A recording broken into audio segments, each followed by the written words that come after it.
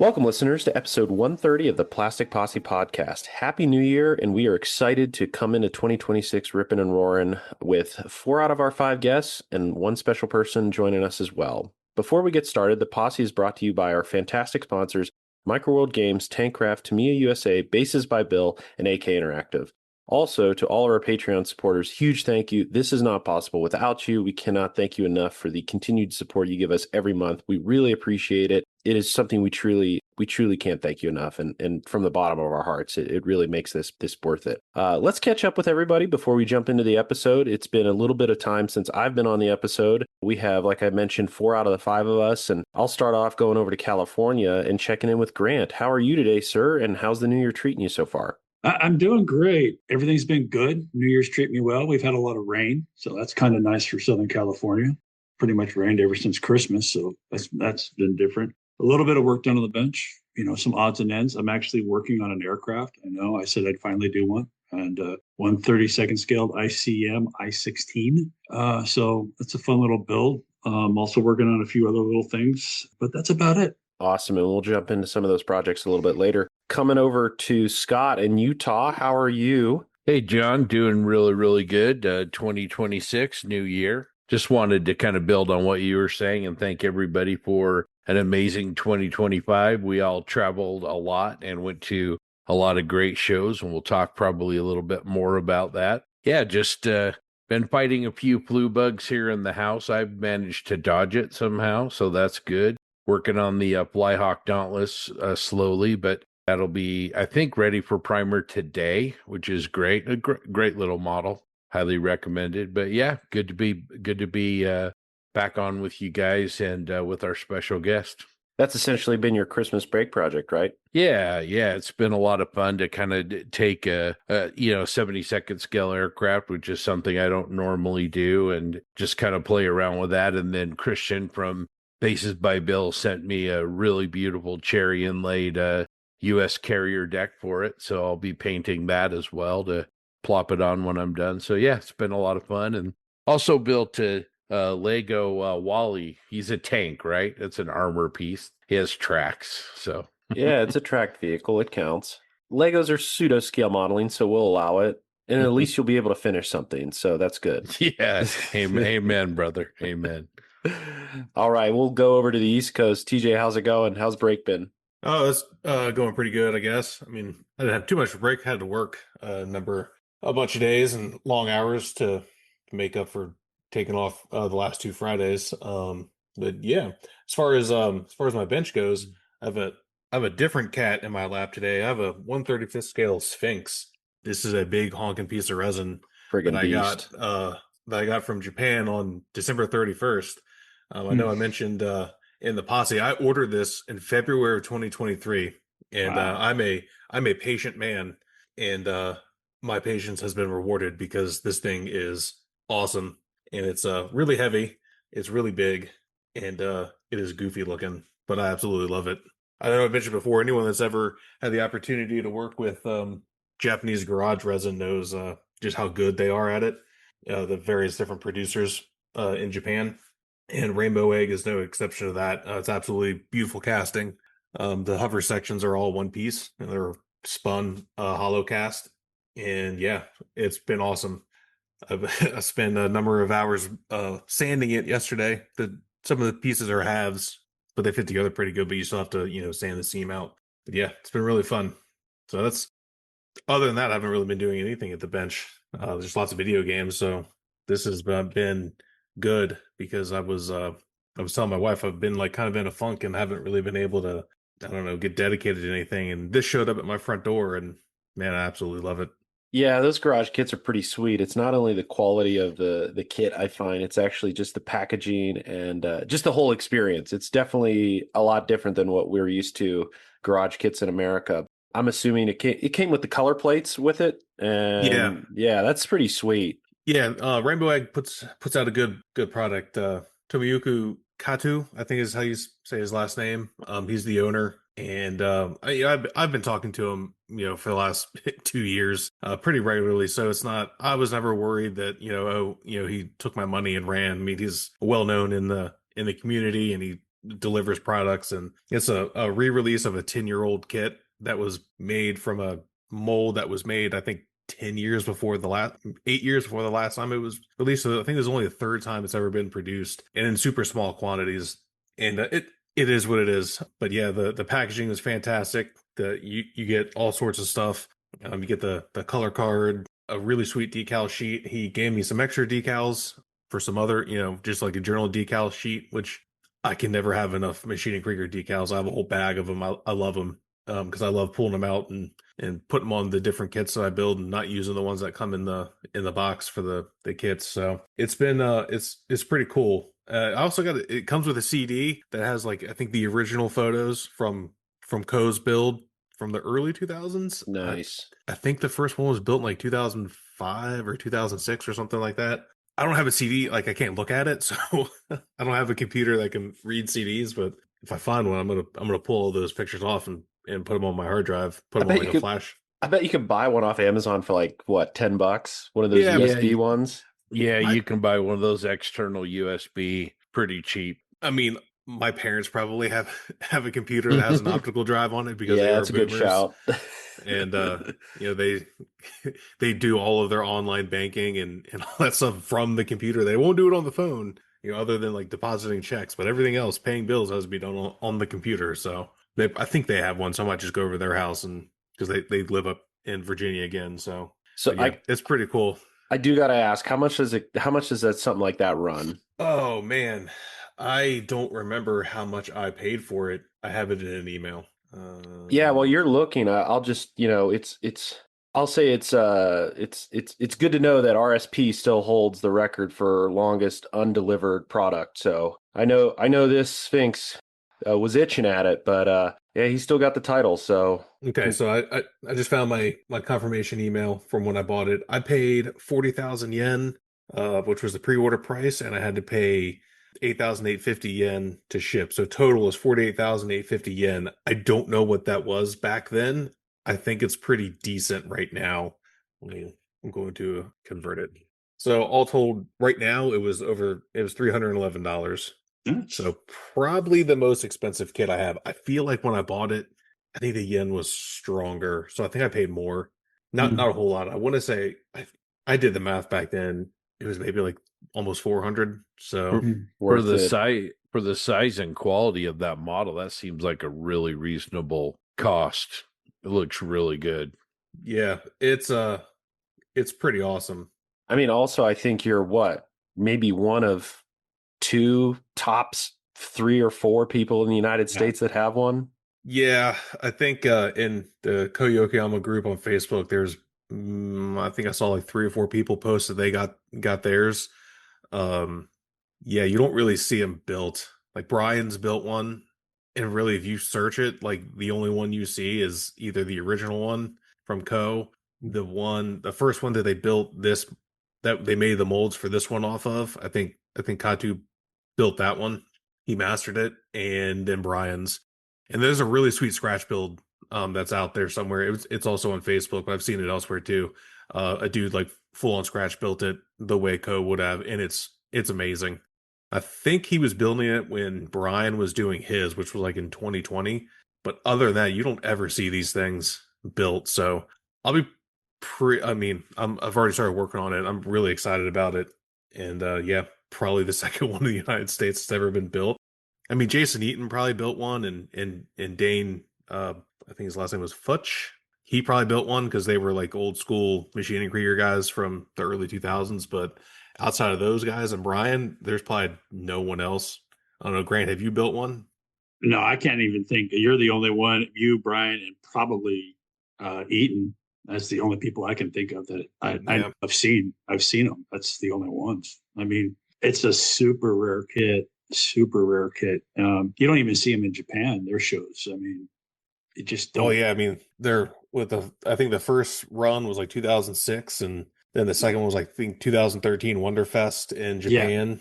Yeah. Not the American Wonderfest, the Japanese Wonder Festival. Yeah. And I mean, there's probably 10 of them. With that, so it's like super rare. And I think Brian got his secondhand from someone too. I think I remember him telling me.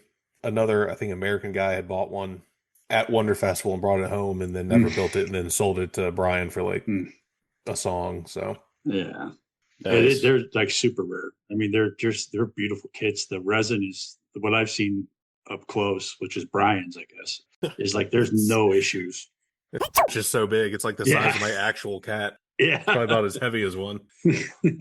So yeah, it's I got a little bit more work to do on it before I can prime the body, but I should hopefully have the body prime within the next week. I got to do some putty work and blend where the pieces come together. I guess I don't have to, but that's the way the original was made. The whole centerpiece is all smooth and in one. So Nice. yeah, but then come up with a color scheme, which is always gonna be hard.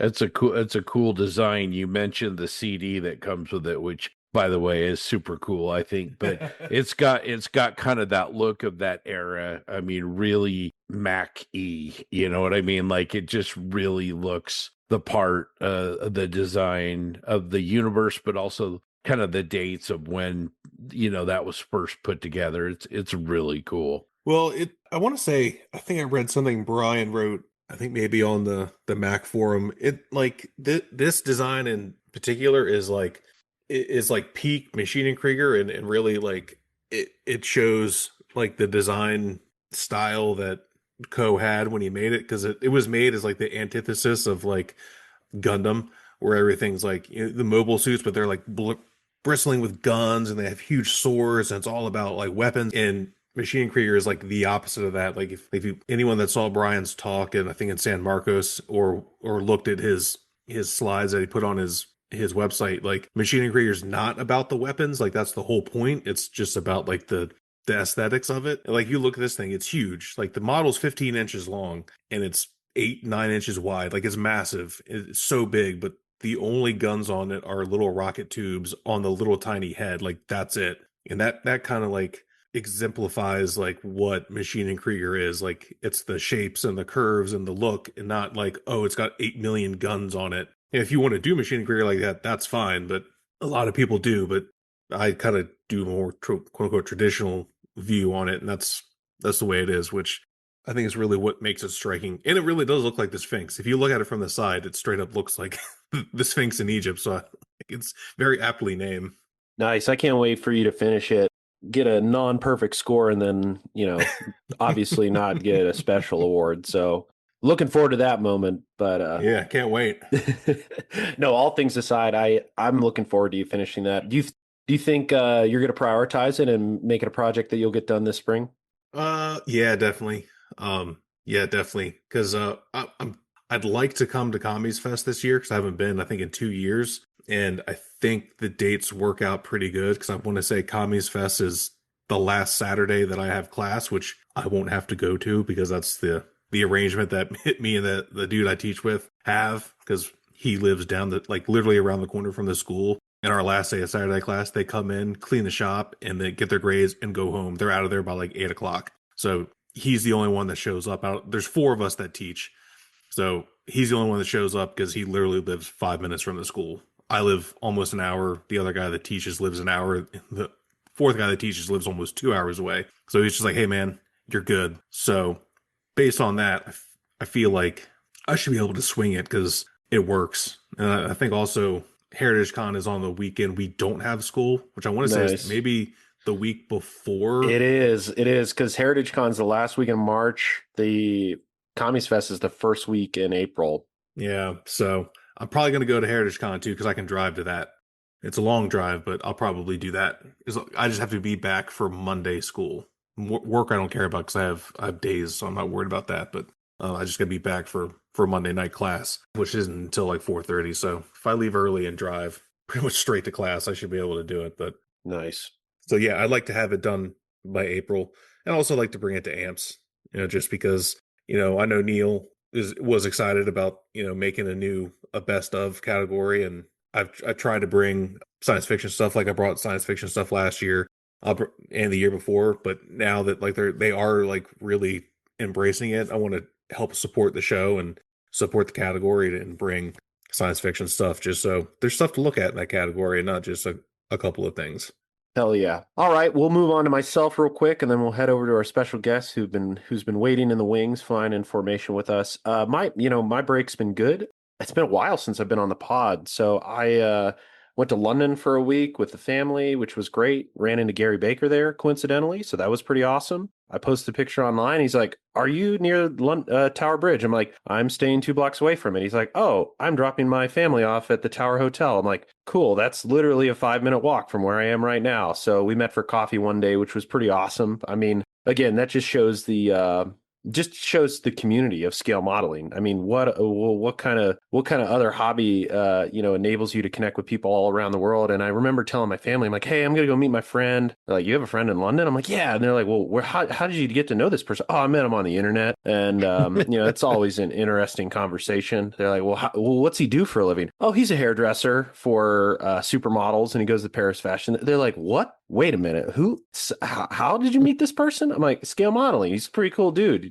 They're like, but he's a hairdresser. I'm like, "Yeah, man." I'm like, "It's Gary Baker. He's the dude. He's the guy." So that was a really interesting conversation, especially with like my sister-in-law's partner's parents. And it's just interesting because they're like, this is like, it does not compute for some people. But after, spent a week there, came back, honestly, a week ago, and got sick literally on the drive home from the Denver airport. I could feel it. And I was pretty much out of commission Sunday through this past Thursday. But during those times of sickness, I did spend some time at the bench. I got the T58 actually like done, with exception to the figures. I got it to a place where I'm going to consider it done. I could have spent many hours more on it, but I was just looking at him like, F it, it needs done. And then the other project I'm working on, it's called the Sturmartilleriwagen M43, and it is a SS model 3D print that I picked up off of eBay after Thanksgiving. And it's a project for Winterblitz, which we'll talk about a little bit later with Brandon. But the theme of this year's show is 38T. So my intent is to bring a unique subject, and that's the SAV M43, which is based on the 38T chassis. And it's just a unique vehicle. And for those that want to picture it, it looks very much similar to like a martyr vehicle, but an enclosed superstructure. And to be honest, in Saving Private Ryan, they had the Martyr 3M, and then they had a Martyr 3, another vehicle that was a cosmetic, and it's based off the SAV 43. So the one that I think Tom Sizemore hits with a bazooka in the town, that's the SAV 43 that was converted with a long barrel. Oh, and it also kills the sniper in the tower. So that's what this vehicle is. It was 3D printed. It was a pain in the ass, to be honest. But I will say, and shout out to Mark Bradley. A lot of love has been shared for the Display rotary tool. Credit where credit is due. I think he mentioned it 6 months ago. And if you don't have one, listeners, buy one. It is the best sanding tool in the world. You can use it like an oscillating sander and really sand away layer lines with no problem. So highly recommend that tool. And I have it ready for primer. I replaced the suspension with Dragon wheels and tracks. I put some tarps on it, and then I re-riveted the whole thing with about over 100 rivets. I will say, for the rivet counters out there, you can count these rivets, but they are not the exact rivet of the vehicle. The rivets on the vehicle were domed, and I put flat ones on it because I didn't want to print rivets and spend time cleaning, drilling, and pinning. I just punched them and applied them with super glue. So yeah, shame on me, but if you don't look too closely, you won't notice. But no, it's a great project, and that Swedish 38T variant is super cool. Can't wait to see it at Winterblitz. You don't have a domed rivet maker? I don't. I don't, because I have circle punches, but I punch on styrene. I could have punched on lead foil, which gives a little bit of a dome, but I just went with punch styrene. Yeah, the domed rivet maker is the only one I don't have, and I always think like, I should buy one because I don't know, but I don't really do anything that needs domed rivets. Of course, I say that, and I'll probably build like a World War One subject in like 3 months. I'm like, damn it, I gotta shave all these rivets off. I wish I had a domed rivet maker. Yeah. Another good option. The model railroad community, especially in O scale, has a number of makers that make resin and also polystyrene. domed rivets. The old company was called Grant Line. I have some Grant Line stuff. Yeah, Yeah. I think they have a new owner now, but I've got tons of that stuff. But yeah, that's an option to get some aftermarket model railroad rivets. Can't wait for an amps judge to dock me a scope of effort point for that. It's a 3D printed kit. It's easy. Exactly. You don't, and then knock my historical accuracy for not having domed rivets. Friends, you know Bases by Bill as the place to find one-man army paint masks, and now there are even more to choose from. The newest releases include the Kotare Messerschmitt BF 109K4 set, along with 14 other fresh additions, all available now and all with free shipping. The entire range covers over 80 sets for aircraft and armor. When your project's complete, show it off with a display base. Choose from Japanese and U.S. carrier decks, spanning naval aviation from the 1930s through today, or airfield-style bases, perfect for any aircraft. And for something truly special, Bases by Bill creates custom hardwood bases with engraved or full-color placards, unit emblems, and national insignia, the perfect finishing touch for your next showpiece. Visit basesbybill.com, because there's always something new at Bases by Bill. Anyway, enough about me. Our friendly guest has been waiting in the wings this whole time. The silent assassin, Stephan Ortmanns, aka Steve Builds Panzers. Welcome to the pod. We're so happy to have you here. How are you today, sir, from lovely Germany? Yeah, thank you for having me. I'm doing really good. It's a nice, cold Sunday afternoon here. We even have some snow in Cologne that rarely happens, and I just enjoy the view out of the window and see the streets covered in white, and that's just pretty and makes me happy.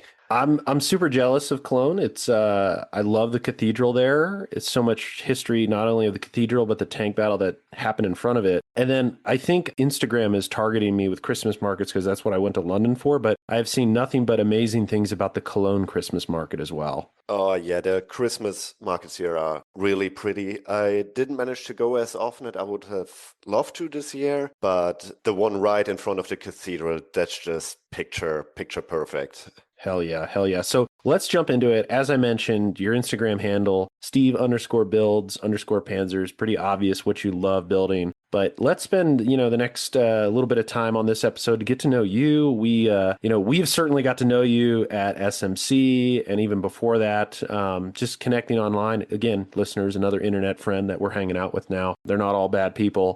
So, Stefan, starting off, you live in Cologne, Germany. Give the listeners a little bit of background about yourself. Like what got you interested in the modeling? Maybe talk about your profession and just give a little bit of background, because I think one of the most important things is understanding who scale modelers are and what they do outside of scale modeling, because we're all super different. So floor's yours, my friend. So yeah, I started scale modeling basically as a kid, roughly like, I guess I was 10 years old or so. My mom, even 2 years ago, she found this tiny school essay I wrote about the first model kit I did. And it was the Eurocopter Tiger helicopter, the one from the James Bond... Goldeneye, hell yeah. Goldeneye movie. Yeah. That one. And I remember it was green plastic, and I just painted the black camouflage on it with this Revell enamel paint. It must have looked horrible, but I was so proud of it. And yeah, back then, when I was really young, I was more really into helicopters and airplanes, building Tomcats, F-15s, F-16s. And then, life happened, puberty had happened, and I got back to scale modeling in 2019. It was like, I'm a self-employed freelance photographer, and I noticed I wasn't mentally in a good place, a bit burned out, because my hobby became my profession and something was missing and I needed a new hobby. And Battlefield 5 came around, the one set in the Second World War. So my interest was piqued again for the Second World War, and then I was like, okay, I think gluing together some pieces of plastic could be fun. And I remember I bought a Dragon Tiger, and that's how I got back into it. A tiger? Really? Yeah, surprise, right? Who would have thought? That's awesome. So so let's talk about this. Your first Tiger, I'm going to assume Dragon or Tamiya. We'll start with this. It was a Dragon Tiger, a late one without Zimmerit. and I built it without Zimmerit just to get the feeling again, like what it's like to glue plastic together. Was this the kit with all the Gucci stuff when Dragon was really the peak of Dragon, with all the photo etch and turned barrel and all the good stuff, or was this post DS? Is this DS track Dragon era? It's somewhere in between. Okay. I remember it had a photo etch for the logs on the stowage box in the rear, which were Gotcha. like, I think, 5 pieces per log, super complicated. But it wasn't the prime of Dragon as well, so somewhere in between. So your first kit was a Tiger. Where'd you go from there? What was next? Another Tiger. Oh, geez. Good Lord. Yeah, because I remember I put it on this online board from in German language that's like 20 years old. I know it from when I was a teenager, even if they're still around. And people were like, "Oh yeah, that's a cool Tiger, but you need to do Zimmerit. Do you know this brand called Attack? It's easy to use. Do it." And I was like, "Okay, then I'm gonna build another Tiger." And it's been like this ever since for the last 6 years. There's at least one Tiger a year. I think it's pretty amazing, though. You go from essentially starting the hobby over again with the Tiger One 6 years ago, and to see where you are today, I think it's really impressive. And for our listeners, I really encourage you to go to Stefan's page, and his work is pretty phenomenal. And I've had the luxury of seeing it up close in person at SMC, and it's awesome. And to see your growth through those 6 years, it's pretty remarkable. And your skills are awesome, man. And I think some of the subjects that jump out most to me are, people like to say that I'm a decent 3-tone camouflage guy. You, my friend, you kick ass at it. What airbrush are you using on that stuff? I'm using the Harder Steenbeck Infinity, what's it called? Infinity 2.1, something like this. It has this really precise 0.2 millimeter nozzle, and with Tamiya paints, it works really, really well. Nice. So you just completed your 8 rad. What's next on the bench? Another Tiger, of course. Oh, geez. Oh, man. Tiger 1 or Tiger 2? It's a Tiger 1, an early version. Another early version? You just finished an early version. That's what you took to SMC. Yeah, but that was a very, very early version. Yeah, very, very early. Sorry. Yeah, it's just I have this weird, how we call it, fixation that every year when I feel I improve my skills, I need to build another Tiger that is hopefully better than the last one till I build the perfect one. So yeah, I can't help it. The pursuit of perfection. Stephan, I have a question. I want to go back to what you said earlier. I can see some of your photographs on the wall behind you. You're very, very good at that. But you mentioned that when you transitioned your passion into kind of a career, that it affected kind of your motivation and your mojo. Can you maybe elaborate on that? Because I think that's something that a lot of modelers go through, and whether they start a aftermarket company or they do commission builds for people. I think that's something that we see a lot of. Yeah, we do see this a lot, and I'm always impressed when people do this and power through, like Martin doing it, going full-time YouTube and scale modeling. That was an impressive move, and I really hope he's still having fun and enjoying it. Because for me, I was doing photography for over 10 years by that time. And I was living it. I was breathing it. Every living second has been photography. And if I would not had a paid assignment, I would go out and take pictures that I just wanted to do, and just have the camera in my hands. And I didn't listen to what my body was telling me and what my mind was telling me, that I kind of need to take a break and step away from it. Yeah, it kind of crept in over the months till it was like, okay, I need to change something in my life. I need to do something else. And then Battlefield came along, and then all these memories came back of gluing plastic together. And I was like, this sounds like a fun thing to do. And I just went online and bought the kit. Obviously, 6 years later, you've done a whole bunch of models, and you're really, really good at it. So you think that having a hobby and, separate from your career, it sounds like has definitely been a benefit to you.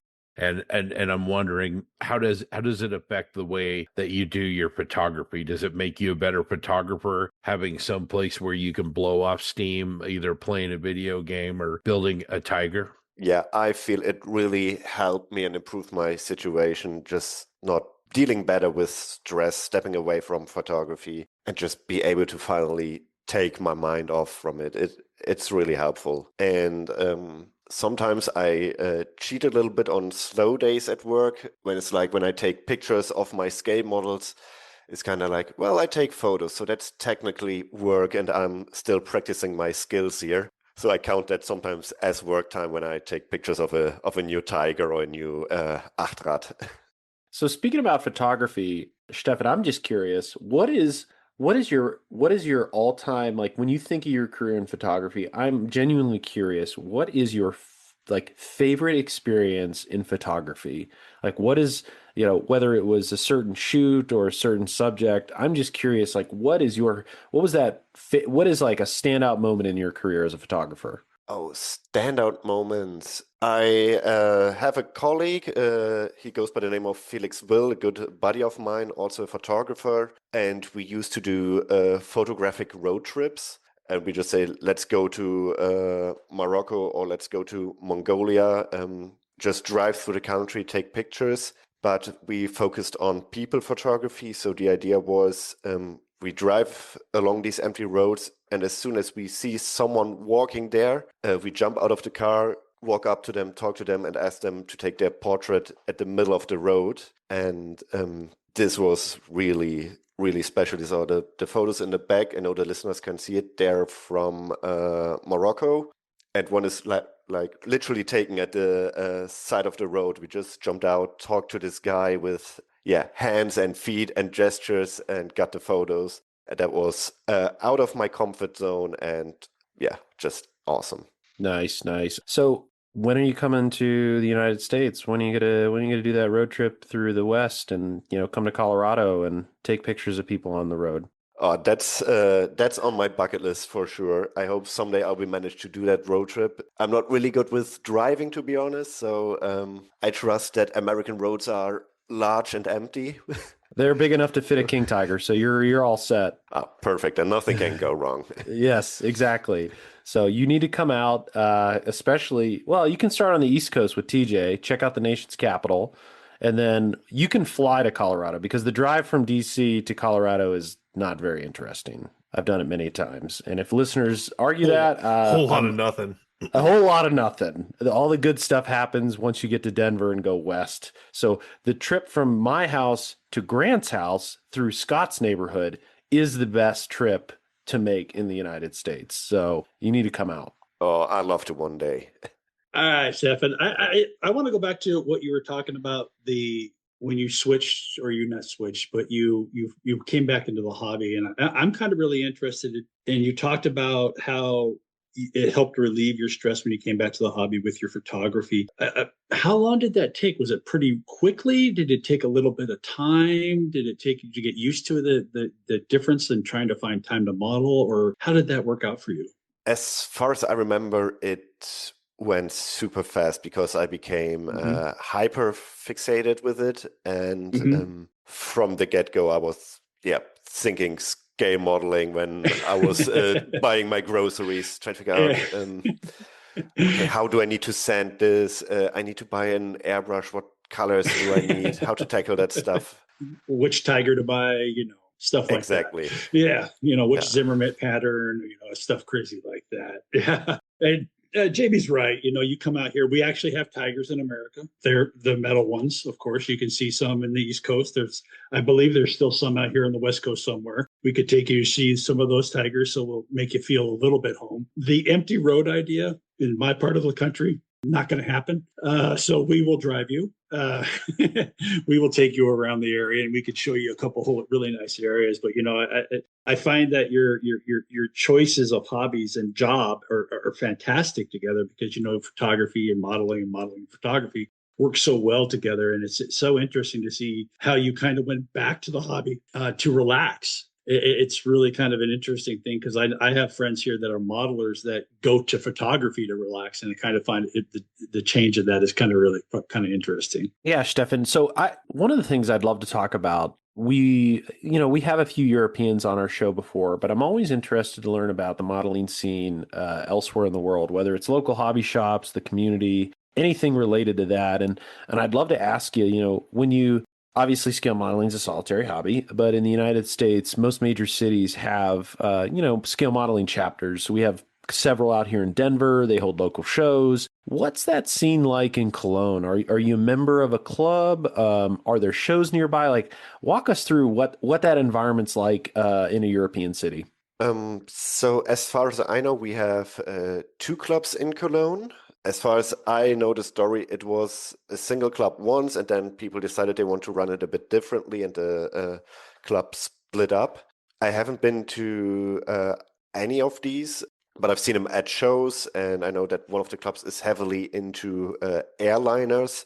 And when you see their club stand is just so massive because these airliners, they take up so much space. It's incredible. And the other guys from Cologne, what I've seen, they are into trucks, and there are some people scratch building US trucks in like 1/24th scale, I think. So that's also massive. So every time Cologne people show up at scale modeling shows, there's something big on the tables. Nice, nice. And is there a show in Cologne, or do you go to neighboring cities? I'm not aware of a show in Cologne. I think one of the clubs maybe does a very tiny show, but we have one big show in Germany in a city called Lingen. That's about three hours from here by car. It's called the Euro something something. I need to look it up. The show in Lingen is pretty popular in Germany. We got a lot of international people coming. So our Dutch friends of the podcast are coming. Martin and Marco are there. A lot of clubs are there. It's like 2 days, and they have a really big hall, like a former market hall, and it's just filled with club tables. It's super fun. Nice, nice. And then along those lines, outside of like clubs and the modeling community, do you have a local hobby shop in Cologne? We have one shop in Cologne that is basically how we call it, trains and everything around us, and they have some kits. They have Tamiya, Dragon, Tacom. I just find that their selection, of course, they never have what I need, the classic disaster. So I mostly order my stuff online from MBK. Nice. That answers my next question. I would assume that very much like the United States, we have several hobby shops, but they rarely maybe have the thing you're exactly looking for. But yeah, they're still a good time to go see. One more thing I'll ask about Cologne, because I'm personally biased towards this. How often do you go into the square in front of the cathedral and think about that tank battle that happened there? Oh, I do it all the time. Every time I'm near the Cologne Cathedral, I'm thinking about that battle. I know where the photos were taken. I think by now my wife is very sneaky in avoiding that area, because every time we go there, I will tell her that story. She has heard it a million times. I think she knows everything that's happening in the Spearhead book because I told it to her. So that's crazy. That's got to be amazing. That cathedral is such an incredible building. It has such a distinctive look, and you're fortunate to be able to have that close to you. Yeah, I mean, it is just impressive, and it's always cool to see old photos when the area in front of the cathedral look different, but it's still cool that the roads of that battle that happened there are still there, and you can exactly tell people, well, this is where the Panther was, this is where it moved up, here were the Shermans, there was the Pershing. So if you guys can make it out to Cologne, maybe before SMC this year, I would love to give you all a tour. Yeah, since you've already mentioned like going on road trips, and to kind of bring that back to modeling, I feel like I already know the answer to this question, but I want you to talk about it anyways. What has been your favorite model-related trip? Oh, my favorite model-related trip, that was our SMC road trip this year. This was just epic. It was so well organized. John, you mapped it all out for us. You know which cities to go, where the cool vehicles are still today, and just being there with a bunch of friends, and just everyone is like, "Oh my God, this is awesome! This is epic!" Yeah, that was just really unique, and I'm thankful we made that trip. I am impressed how you were able to kind of integrate with these bunch of crazy Americans as we're going around. But John is the tour master, so I think that really eased you and Peter into the group. So it was a lot of fun. Well, to be fair, Scott, he was in the cool car. He was in the car with Yeah. me and Jackson and Jeff. So we had Jeff, the coolest person on the planet, in my car. So we automatically win. Yeah, this time it was nice to have both sides fighting the same battle to go find out where all these things were in the Ardennes. So no, it was great. I just remember we're in L'Église and we're walking up to the King Tiger, and Scott just looks at Stephan out of nowhere and just goes, "Y'all did this." And Scott, what the hell did you say to him? I was like, Jesus, Scott, like, God, we're friends, for crying out loud.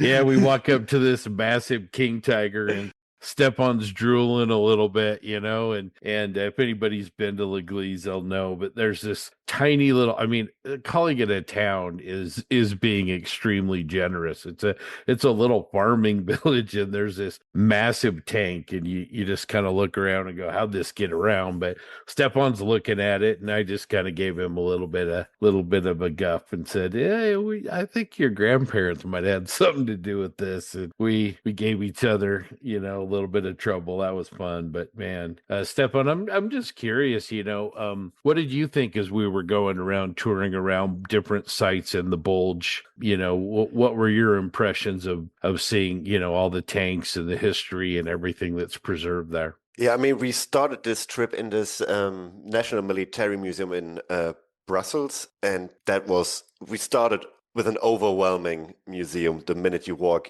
into it and you see this, it's like, oh my God. And this feeling never stopped during this entire trip. It was like, so, here's an M10, and then down in that village over there's another Sherman, and around that is another Hetzer. And it was like, oh my God. It's amazing. Yeah, and I really love the way that what happened there is preserved and memorized this way, because we have to handle it different in Germany because, we started this whole mess. We were responsible for it. So we don't celebrate battles. We rarely acknowledge the fighting the soldiers did and the duty the frontline duty they did. We are now focusing more on what happened in the Third Reich, the crimes this regime did, so that we do not forget what happened. And it was kind of nice to see the other side of it and be like, here we celebrate a battle of the Second World War that was won by the right side, that was won by the Allies, and that liberated this area of France and brought freedom back to Europe. And that's just, I don't have words for it. Well, I think those words are pretty good, my friend. What are a couple of maybe highlights for you? I mean, like you said, every day we kind of hit something that was like, wow, but what are maybe a couple of the core memories that are some of your favorites from that trip? Oh, the drinking part, definitely that I remember. I remember, I think it was Saturday evening, closing up the Abbey Bar with Jeff Feller. That was legendary. And absolutely. The two of you were crushing it. Jeff is just awesome. He's an awesome guy. And apart from that, from the tanks we saw, I mean, it started off with was it a Mark IV or Mark V even in the Brussels Museum? Ooh, I am not a World War I buff. There was a Whippet and, oh gosh, was it a Mark V? I don't know. TJ's shaking his head. I'll default to him. That was a Mark IV. That was a Mark IV. I think one of the few. And I think it's an original color. Yeah. Which may be the only one. Yeah, you were saying Mark IV or Mark V, and in my mind, I'm like, there was no Panzer Mark IV or Panther there. So I can't speak to World War I. Yeah, that was That was a Mark IV. It was really cool. It was super cool. Yeah. And to not talk about tanks for once, I really love that they have the F4 Phantom in that museum. I know, TJ, you hate the F4 Phantom, but I think it's just such a good looking plane. I don't hate the F4 Phantom. Well, actually, you know what? That's not even true. I kind of do. Yeah. It's a stupid plane. I don't care. You can argue with me all you want. There's no accounting for taste. That's what I tell people when they say they love it. So. Speaking of planes, Stefan, you're going to build a 109, I think. Take a break from the Tigers and build something with wings, aren't you? Yeah, I got the kit for Christmas. It's the Edward Profi Pack 109 G6, 148 scale. It's the bigger version of one of the planes that Jensen brought to SMC. Yeah, I'm excited and I'm scared. This whole cockpit situation on paper looks intimidating, but yeah, I can't wait to tackle it and see what the fuss is all about. They're easy, don't worry. You keep saying that, but I doubt it. I mean, if Jensen can do them, you can do them. That's true.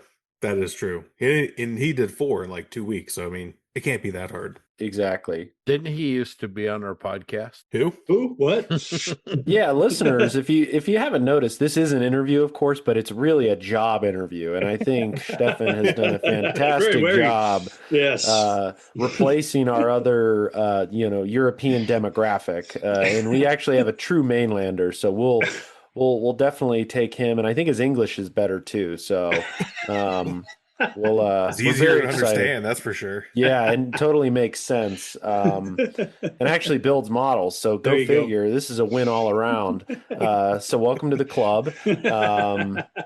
Yeah. So, Scott, do you want to wrap us up with the last big question? We're going to get back to asking folks that we've kind of gone away from. Yeah, you bet, Stefan. We always want to ask people kind of that dream project. TJ just was showing us that amazing Mac kit. You know, what in your future are you looking for? Obviously, it's got to be some kind of a Tiger, right? But in all seriousness, like what's that sort of modeling project you dream about that kind of be your big one, you know, the one that you just absolutely love to do? Oh, this may sound like a surprise, but it's not a Tiger. It's a truck, actually.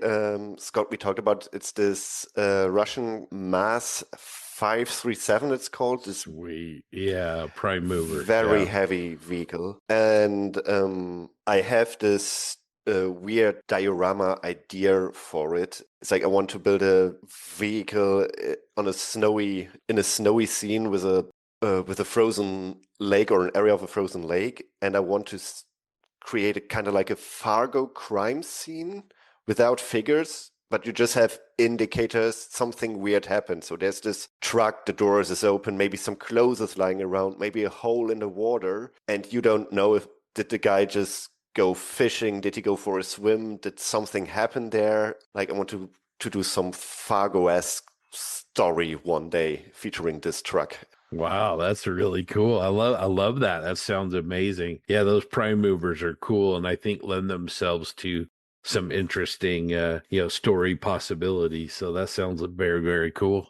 I'm kind of shocked that you picked that. I thought when you went Maz Prime Mover, I was like, okay, and he's talking about a snowy scene. I'm like, okay, it's going to be pulling a panther out of a bog or something. So you kind of, I'm a little surprised at that topic. So good, good for you. Good for you. No, you should definitely do it, Stefan. Especially take it to SMC. All right, so great news for our listeners, and Stefan, we're going to hire you. So you're going to stick around the rest of the episode. You're going to be a regular contributor for each of our segments coming up. We record every 2 weeks, Sunday mornings. I guess that would be Sunday afternoon for you. So if you could just pencil us in.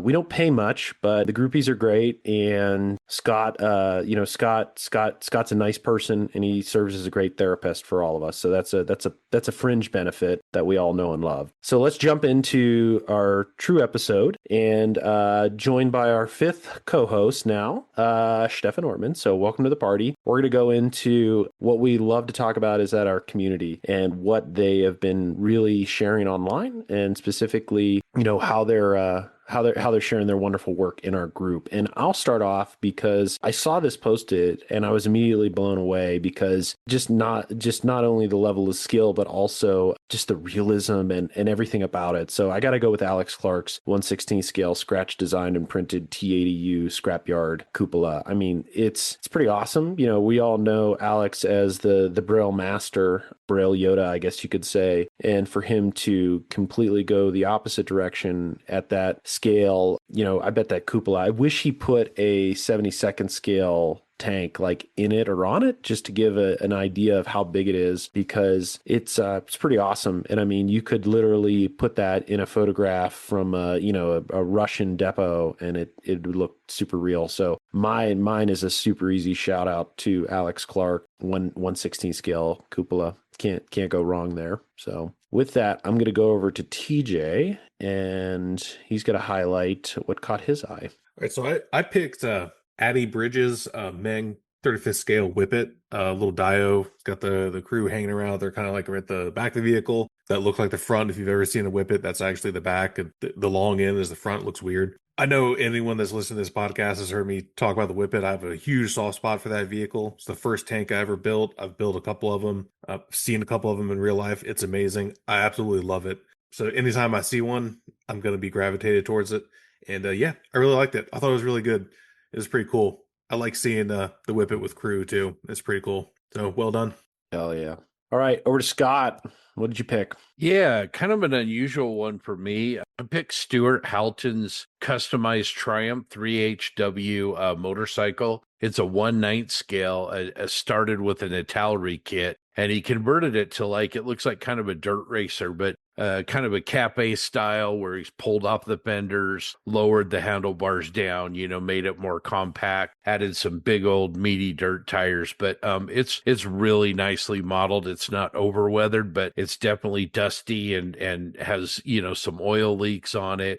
Just a really, really nice model. Looks, you take away the wooden base that it's on and you could almost wonder if it's real or not. So I really like Stewart's Triumph 3HW and 1/9 scale. Hell yeah, that caught my eye too. Really, really nice work.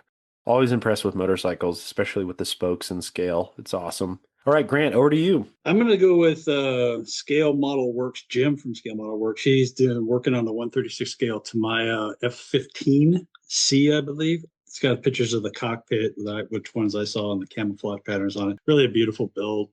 Just a great build for that aircraft. That model's it's got some teeth on it. It's been around for a while, but he did a great job on it. It's just a really walk around group. The camo patterns too, the soft edge, just beautiful. Very nice.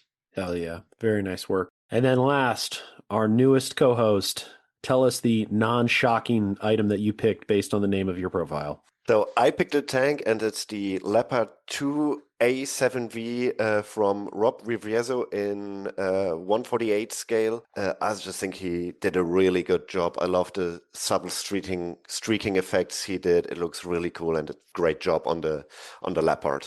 Yeah, it's nice to see him paint something finally. So kudos to Rob. Yeah, he's not half bad at it. Yeah.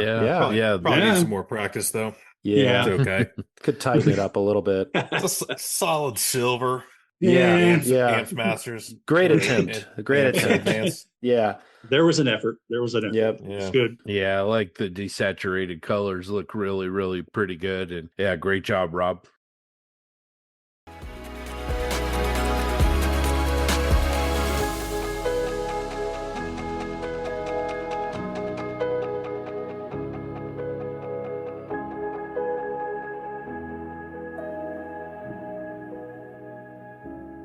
Welcome in, everybody, to a special interview segment. We have here a good friend of ours, Mr. Brandon Jacob. And in addition to his many talents as a modeler and a friend, he also puts on this little event in the wintertime called Winterblitz.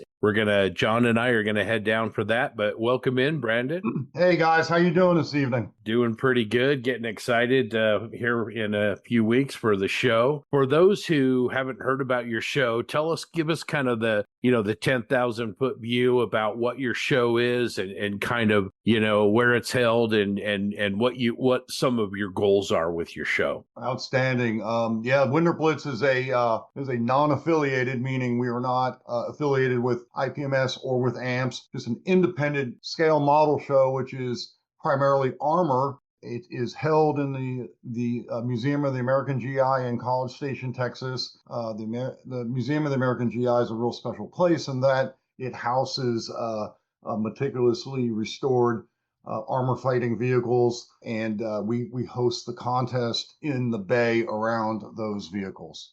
I can't think of a better place to have a model show than inside of a museum, an armor museum. This is going to be amazing. Yeah, it definitely sets the vibe. You know, it's neat to be able to see scale models, and then right next to them the real model. They have a wide range of armor in the museum, and again, it's well restored, so it's really neat to see. That's excellent. Well, yeah, give us a little bit of a feel for the soul of your show. What's the vibe, and if somebody hasn't been to your show before, what can they expect from paying Winterblitz a visit besides obviously models of tanks?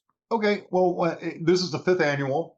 This year is the fifth annual, and it was a brainchild of mine a couple of years ago. And I got a friend named Rick Cotton who said, yes, let's do it. And, we always attribute Rick with saying yes and me coming up with the idea. And we took it and ran with it. And what we wanted to do is form an independent show, right? It's in College Station, Texas, where Texas A&M is located.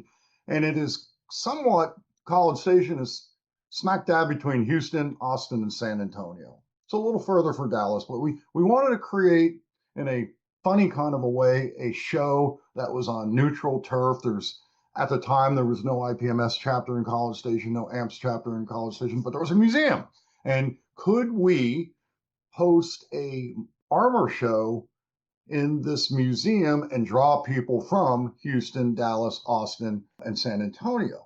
We decided that here in Texas, our winters are not very long, but January and February can get, like gray and a little chilly maybe. And, you're not going to be outside golfing, although this weekend you could have been outside golfing, but there's not a lot to do. It's after Christmas.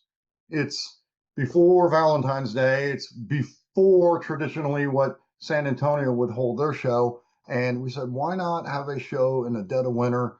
And we came up with the name Winterblitz, and that's how it started. That's awesome. That's awesome. I've seen the museum, in pictures. Biggest question is there's an expansion in the museum, right? So it'll be bigger than last year, maybe, or same size? There's an expansion, but we are not going to commit this year to using it. Cool. Because it wasn't going to be finished.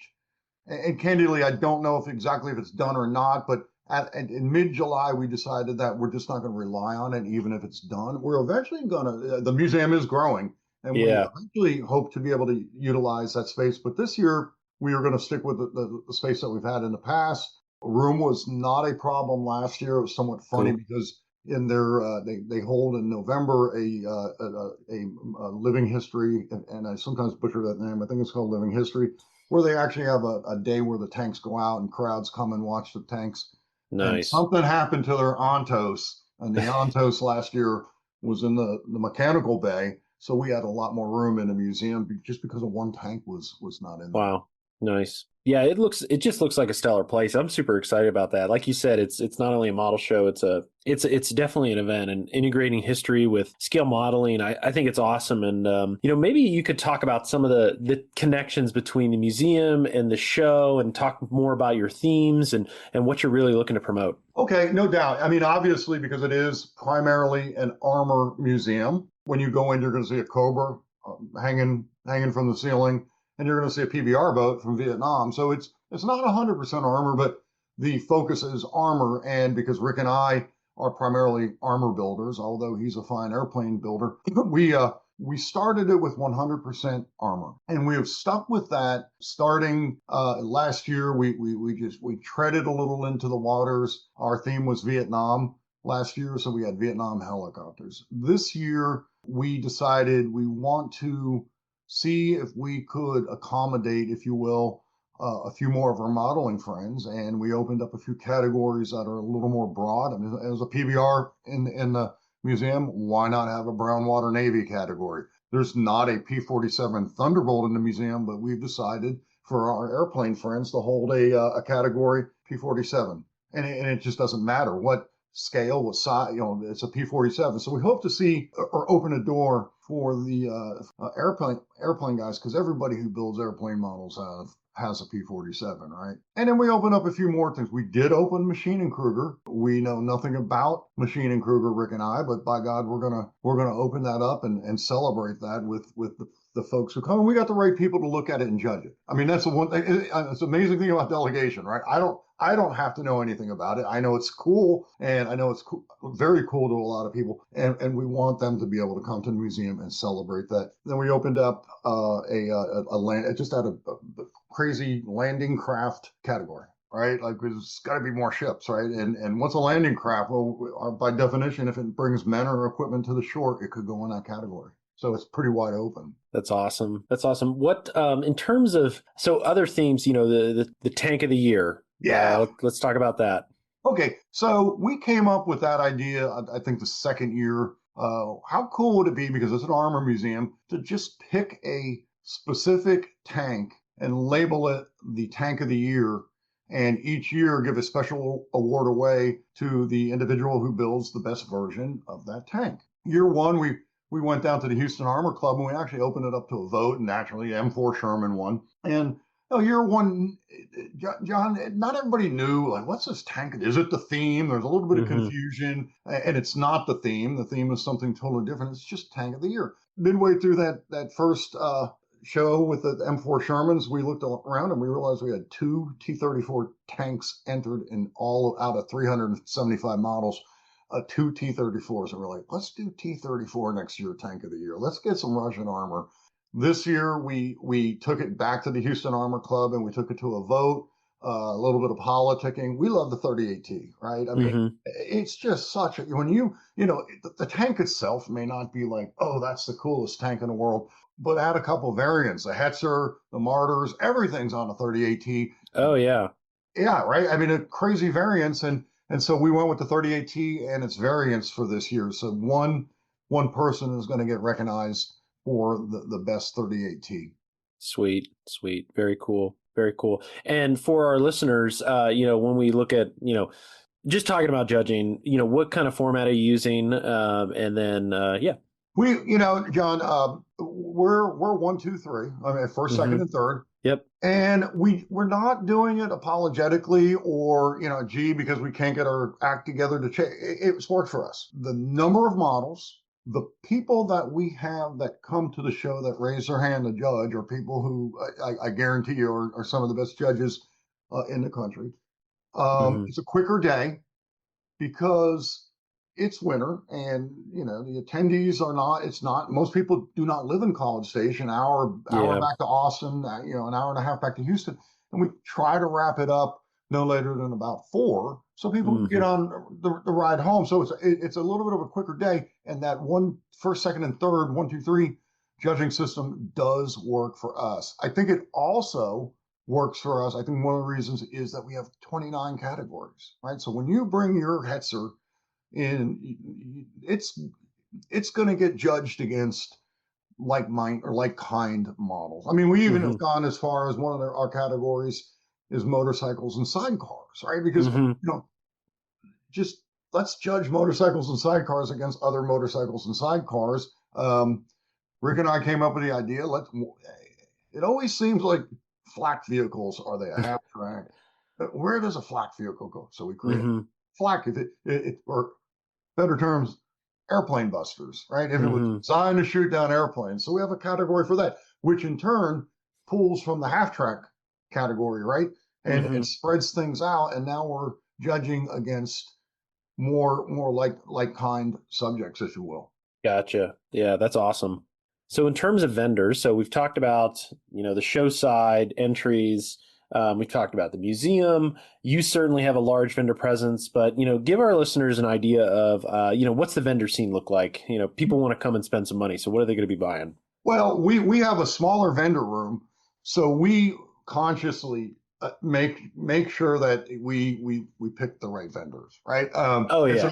it's an armor show. If we have a friend that if we have somebody who says, "Gee, could I come vend at Winterblitz?" And I have a lot of car models. We just we tell them, first of all, it's not going to be worth your time, right? I mean, we got a bunch of tread heads in this building. They're not going to buy your car model, and Right. so we avoid that.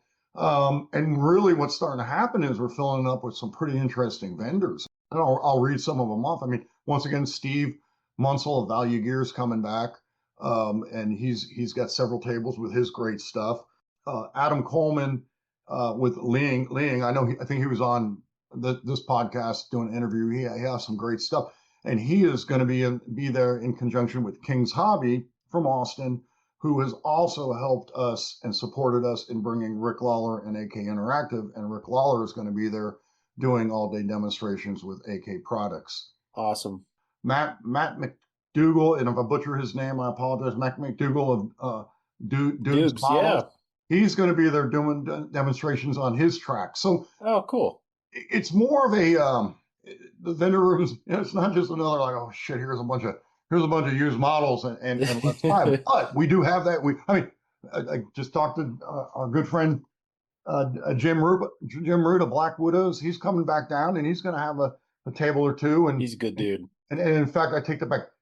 Adam Coleman is going to be with Jim at Jim's table, not with King's Hobby, but he's going to be there. So there's going to be something for everybody, but it's smaller than what we just saw in Alamo Squadron for sure. Again, because it's an armor show. Yeah. So tell us about hours and how it works with the museum. As far as do you just pay for admission to the museum? Is that separate? How does all that work? Man, that's a great, Scott. Thanks for bringing it up. Well, we were doing a soft opener on Friday, and the soft opener is simply you could come in. We encourage people to come up to College Station for a night, be there Friday night, put your models on the table, say hello to everybody, and then we're all going to go. And it is on the website, the address. We're all going to go down to Tad's Louisiana Cooking right up the road from the museum and have like a Friday night, get together. No different than what we did in San Antonio at the beer hall, but this is going to be Cajun cooking. I think we're going to actually have a few door prizes, right? Like, cool. Why not, right? Like, it's an official, unofficial dinner. Let's maybe have a few door prizes. And then the actual show starts at 9 in the morning for contestants, right? If you're entering a model, you could start entering. General public, the museum doesn't open till 10, but it's kind of soft, right? 9, 10, people start coming in. And most people coming that earlier are entering anyway, so it's okay. In regards to 9 o'clock is the official doors open. And then we really like to try to wrap up and start giving raffles away at about 2:30, 3 o'clock, and really, push that award ceremony. We like to do a not a long award ceremony. I like to think it's more of a quality where we start giving away raffles and door prizes, which I'd love to tell you about in a minute. And then we go through the what we call the best of awards, where we call the winners of the best of awards and give them their plaques and trophies. Obviously, we don't call up the winners of the table categories. We put the medals out to save lots of time on that. But we really like to give an award, call the best of winner up, and we really like to pump the sponsor and donors of the show, because at the end of the day, we're an independent show. We don't have a club budget. It's really my money invested into it, and obviously it's back now. But the first couple Winter Blitzes, and it was self-funded, and it's so nice to be able to get sponsors. And we have Lionheart Hobby. We have some of the most generous sponsors in the world. Tamaya. I mean, it's just unbelievable what we and of course you guys, PPP. With this generosity, we are able to breathe easier, make better awards. And, now we're at the point where, like, damn it, we're going to have a good raffle. And if we don't make as much money because we gave away a 1/16 scale Puma, who gives a damn? Someone's leaving with a 1/16 scale Puma. Yeah, absolutely. That's so cool. I love your awards. I love how I love the spirit of independence. I mean, we're all about that, and I love that you guys have walked your own path and you do things your own way. Your awards are very, very unique and really, really cool. And yeah, we're just big fans of that. And we love good people doing a show, no matter what the format or the affiliation or the lack thereof. As I do my own show that's unaffiliated, so Sure. I can appreciate some of those challenges, but those challenges also give you the freedom to make sure that Brandon's show reflects Brandon's core values and what's important to him. And I think that's incredibly powerful. And just so everybody is clear, the independence is because no one would hang out with Rick and I, so we went. No, there is no animosity or any like, oh, we don't like this group or that group. Yeah. Doesn't it? However, to your point, Scott, hey man, let's start a landing craft category. Okay. Let's do a landing craft. It makes maybe one landing craft in that category. It doesn't matter. He'll win a first place. We can make kind of off the cusp. Let's try this next year. And not everything we've done has been great, right? But like some of the things are certainly adventurous. And yeah, what we don't want to do is become burdened with rules for the sake of rules, right? Like, hey, I'm bringing this model and it may or may not fit in any category. By God, we're going to put it somewhere, and you brought your model, and we're going to figure out how to honor it, right? I mean, and that's the spirit of Winterblitz, right? Is there winner and losers? Yeah, it's a contest, and not to get on that subject, but more people have to realize that you enter something in a contest, you could lose, you also could win, but everybody's model is handled very fairly. And like I said, I stand behind the team of judges that we put together in regards to identifying those best models. That's excellent. Tell us a little bit about your judging team, just kind of briefly, and kind of what their background is and how you guys have put those judging teams together. Well, I mean, and it's that, and this is what's starting. This is what's evolving, right? First of all, we name Richard Kern as our head judge. But in reality, Richard, because he loves to enter model contests more than anybody else, he can't judge, which is fine because he's an administrator. Does that make sense? Meaning he organizes a team and does the administrator of the table contest. And he will never, ever be in a situation where he's going to judge. Because it's such a quick day, last year, and this was turned out to be a win, I said, Richard, you handle the table categories. Eric Choi, who is got probably the best eye in scale modeling in regards to looking at plastic models, he's in charge of the best of awards. Okay, so we really could get judging both of those at noon, right? And people say, well, how could you judge best of if you haven't judged the table categories? Because there's a lot of categories that doesn't matter, right? Like the best Tamiya. Doesn't matter if the best Tamiya won anything in its category. We're going to start judging the best Tamiya. Silk purse from a cow's ear category, where we commemorate the best job of a really crappy kit, right?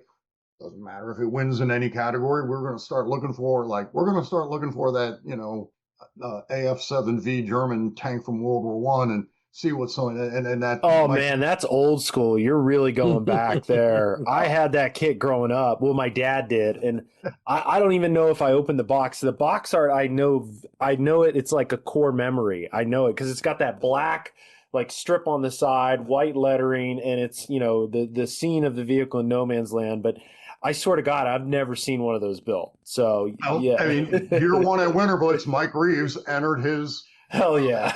Toro M7V and one silk purse. That's awesome. Honor. That's great.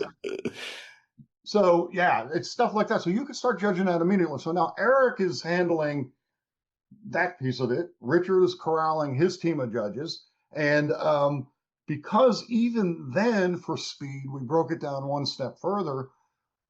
And I went to Bob Bethay and Ken Sullivan, who are some of the region's best figure painters. And I said, guys, I want you you to handle figures. And they said, how do we judge it? And I said, the way you judge it. It doesn't matter. At the end of the day, I want a first, second, and third. And this year, you're also going to pick, because typically figures get split, a best figure. Again, and that's it. Delegated, done. Bob and Ken are going to make that pick. And let's face it, these guys are good. These are Yeah. I didn't feel dioramas were getting a fair shake at Winterblitz either, right? Like people, oh, look at this tank, that's cool, but then they go over to a block of wood with scenic foam all over it with 5 tanks, and it just doesn't seem to ever get a fair shake. A lot of model shows, I don't think they diorama, right? They don't win best of. So I nominated Frank Stumpo. Frank's been around forever. He made some suggestions after last year's Winterblitz about dioramas, and I said, how about you handle it this year? You're the guy. I mean, you handle the dioramas and you pick it, and again, done. And then Machine and Kruger, back to Machine and Kruger, Brandon Porter raised his hand. He's going to handle that because, again, don't ask Rick Cotton or Brandon Jacob to try to figure out Machine and Kruger, right? And so kind of long-winded to it, but we have it broken down. Does that make sense? Yeah. It's not just what really is nice is you do not get the end of the contest fatigue picking the best of awards, right? I mean, it coincides with the judging, and that's always it's always a nice thing, and it kind of wraps right up at about 2:30. Yeah, I like that approach. That's something that's kind of unique. Very cool. Yeah, I think, going back to your venue, I'm looking at your website right now because I was looking up a few details, and the picture you have that greets, a potential attendee. I mean, there's no better sell than the picture you have on the website right now. I mean, you got model show literally in between. I see Stewart, M8, 2 Shermans, M18. I mean, and then the top whatever you want to call it, the balcony looking area. I mean, holy cow, this is going to be a lot of fun. I can't wait for it. It's going to be super fun. Not only the museum, I'm really looking for, who doesn't love tanks? The attendees, the folks you mentioned, Dukes, and Rick from AK. I was chatting with Stan earlier. He's super stoked to go. So it's going to be a lot of fun. I'm looking forward to it. I really am. Yeah, it's funny. Yeah, it's I can't see how you couldn't enjoy it. But going back to that balcony above where all the vehicles are on the website, year one the museum was growing, and there wasn't a whole lot in those cases. Mm-hmm. And now, when you guys come, looks full. Yeah, get up there and look. There's some really, let's face it, a lot of stuff is starting to, find its way into museums, and they certainly are displaying it. Absolutely. This is so cool. I love it. And don't forget to look at the FT-17 because that's the pride and joy of this museum. Okay. Yeah. I saw the video series when they did the restoration work on that, and they put a lot of tender love and care in that restoration. It's passion. They're passionate about it. I mean, yeah, obviously, right? You couldn't not be passionate about it and doing it like they do it. Yeah. Yeah, seeing the picture, it has the natural wood sprockets, and man, it just is gorgeous. And it runs, and that runs. I mean, it looks like everything runs. I mean, it's all pristine.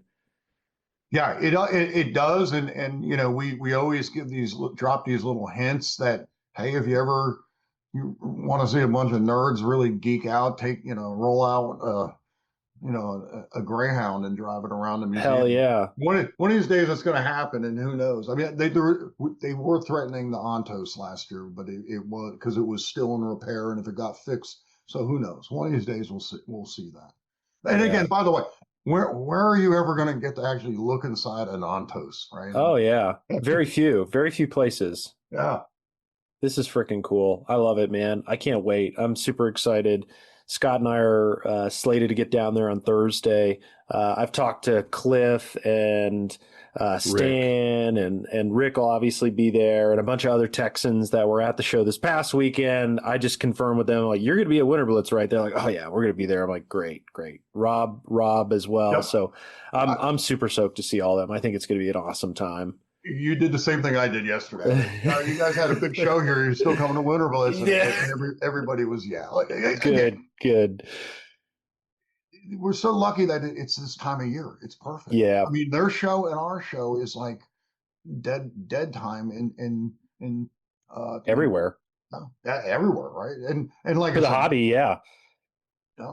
The only downside is Scott and I can only choose one Texas show a year. So I think we got to rotate unless we win the lottery, which we're still hoping for. But we did Model Fiesta last year, unbelievable show, and we cannot wait for Winterblitz. I think it's going to be friggin' awesome. If it helps with forward planning next year, their show, because now they're back onto the schedule. Now they got the Civic Center and they're locked into a date, and it's going to be mid-February where they always have been. So they're going to be okay. Cool. They're going to be after Winterblitz next year. Nice. That'd be great. And here's another cool thing about that. Like, we work very well together to make sure like we're not doing something stupid like back-to-back shows. Yeah, right? Stepping on toes or anything. It could be the worst thing ever, right? Oh, I went last week. Yeah. I'm not going this week. It doesn't happen. Yeah. Yeah. I mean, everything it's just the spirit of, what you started the interview with. You've got a show. It's very unique. You have your ethos and your culture, but you're not competing with other shows. You're being a good neighbor. You're being a good partner.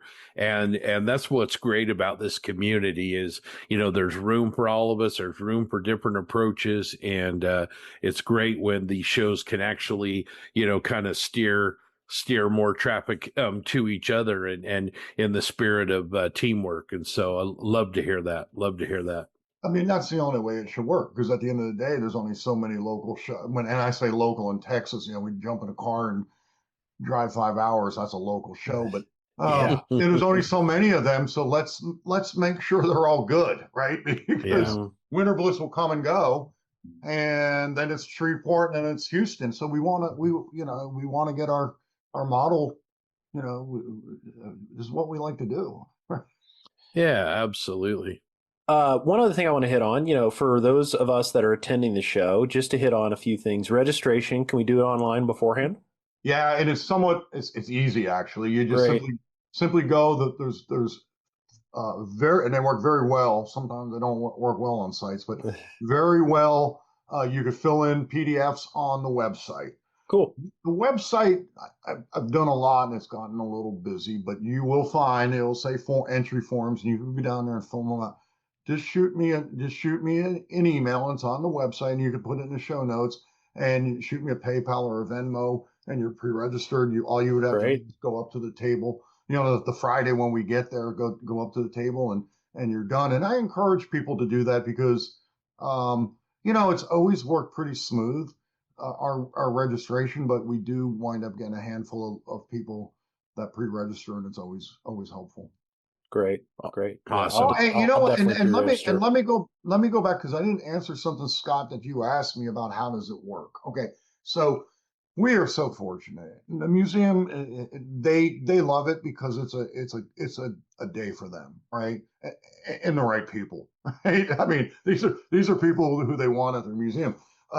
They charge an admission, so when you walk in the door, you pay the admission to the museum like it was any other day. Then you go into the tank hall where we have the show.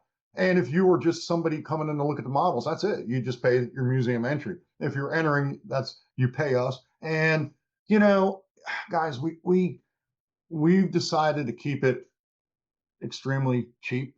And I'm about to tell you exactly how much it is per model. And I'm going to say I can't actually remember.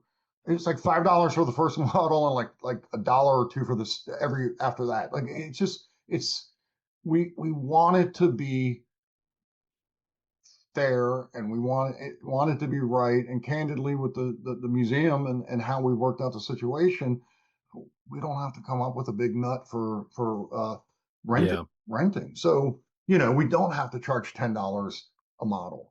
And at the end of the day, really the raffle really fills our coffers and sponsors. I mean, let me just sponsors really fill the coffers. Yeah. Well, I kind of I like the term partner maybe a little bit better, but everybody can win. Everybody's going to benefit from this. So as we start to wrap up, let's start with the basics. So where, when, give us your website, Facebook page, so that if anybody is listening to this and they're like, I want to go hang out and see Shermans and Hellcats and check out an amazing model show, they know how to do it. So okay, I always start whenever I tell someone the website is winter-blitz. Okay. Winter-blitz.com. And what it is intended to be is a website that's more than just simply, the date of the show and see you there kind of. I mean, it's updated constantly. I got a little blog that I'm posting information. There's every bit of information. Like, I want to go to Winterblitz, type in winter-blitz.com, and everything you need to know is on there, including the address of the museum and the address of the Louisiana kitchen that we're going to be eating at on Friday. Again, there's entry forms. There's even stats from prior shows. There's pictures from prior shows. It's an interactive website for someone to really get a feel for what this is all about.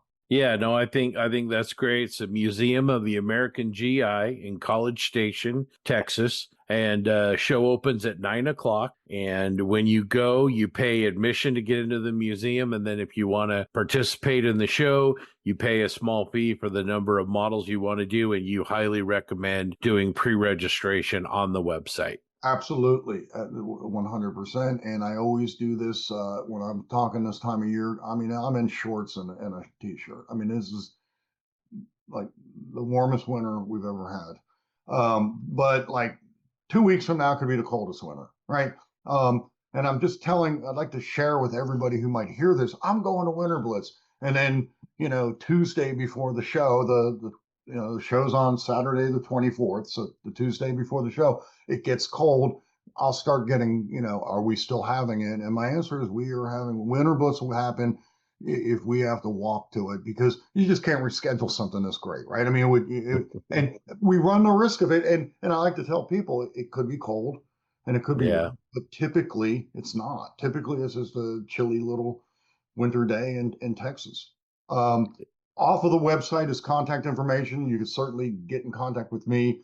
Obviously I'm on all the modeling Facebook groups as well. The Facebook group for Winterblitz is not as active as I wish it was. I failed to make it too active. But if anybody has any questions, I'm sure you'll put my email in the show notes, or go to the website. And it's actually, as we get closer and closer to the 24th, right? It gets better and better to get more questions, because then I know people are actually going to show up. I get, it's exciting. It's exciting for someone to say, I got a problem. I don't know where this this model should go to. Okay, well, let's figure this out. Now we know. And by the way, can you pre-register? Right? It's really a fun process. Really, between now and the 24th is the funnest part of Winterblitz. Yeah, awesome. Well, bring those Panzer 38T models with you when you come. John and I will be there. Lots of great seminars, it sounds like. Great partners, great vendors, and tanks. I mean, armored vehicles. I mean, what more could you ask for? To me, that's the best. Awesome. Well, thank you so much, Brandon. And we will be there. We cannot wait. It's going to be amazing. And everybody, if you're in that area, don't let the winter stop you. John and I, we're Rocky Mountain guys. So however cold it is, I'm sure it's going to be doable for the guys from Utah and Colorado. So it's going to be. You probably won't even need hats. Yeah. Hey, one more thing before we go, and then I'll shut up. One more thing. Like I said, I want to always, our partners, I want to thank you and John and at PPP, right? Because you've been generous to Winterblitz. Rudy at Lionheart has also been generous, and he has been in the past, and he has once again.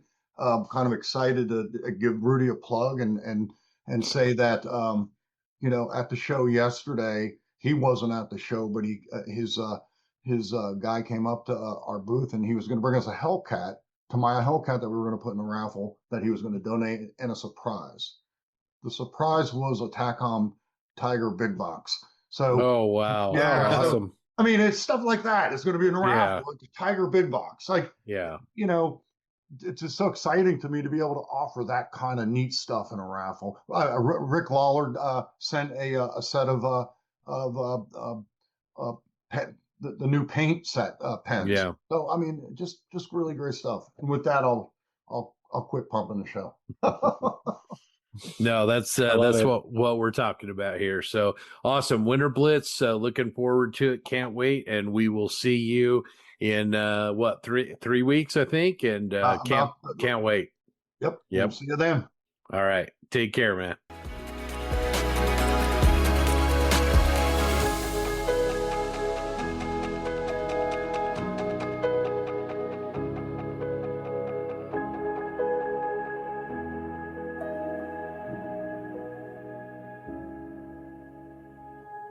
All right, going over to our next segment, we're going to have a discussion topic. I picked this one because I'm just interested, in the world of scale modeling.